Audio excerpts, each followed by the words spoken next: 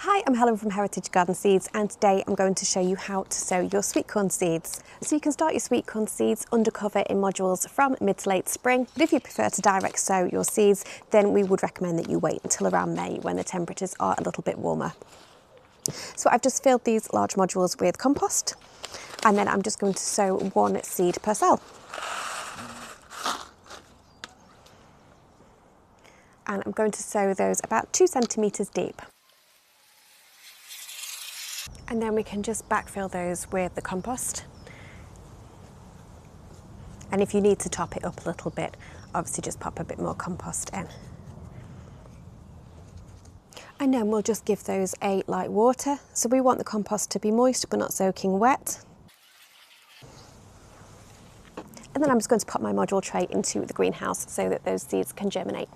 Once those seeds germinate, I'm going to grow them on a little bit in these modules. These modules are quite large, so that should be sufficient just to grow those seedlings on. And then I'll be planting these into their final growing positions after the risk of frost has passed. So if you prefer to direct sow your sweet corn, then you can. We would recommend you wait until May when the temperatures are a little bit warmer. So it's going to be the same principle. Obviously make sure your growing area is weed free, and then you want to sow your seeds around 2 centimetres deep. For direct sowing, we would recommend that you sow a couple of seeds per planting hole, and then once the seeds have germinated, simply remove the weakest seedling, and that's just like a little insurance policy for you. When growing sweet corn, it's best to grow your sweet corn in a grid formation. So you want to make your planting holes around 45 centimetres apart. Basically, just think of a big square, and obviously keep that growing area well watered, particularly while your seeds are germinating.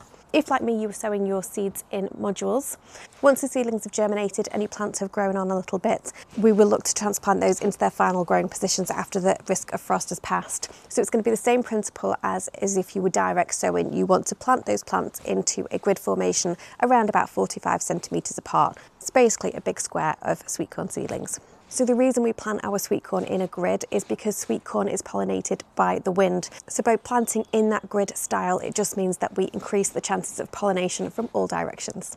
And then obviously, like I said before, keep the growing area weed free and well watered during the growing season. So your sweet corn should be ready to harvest from around late summer onwards. You will notice that the tassels on the top of the corn will turn brown. If you carefully peel back one of the husks and squeeze a kernel, if a creamy liquid comes out, you will know for definite that your sweet corn is ready. If the liquid is still quite watery, then just leave it on the plant a little bit longer. And then to harvest the cobs, you just want to simply twist and pull from the plant. So I hope you've enjoyed this video. If you have any questions at all, please feel free to reach out to me. The best place is always on Instagram. We are at Heritage Garden Seeds, or you can write to me on email. The email address is hello@heritagegardenseeds.com.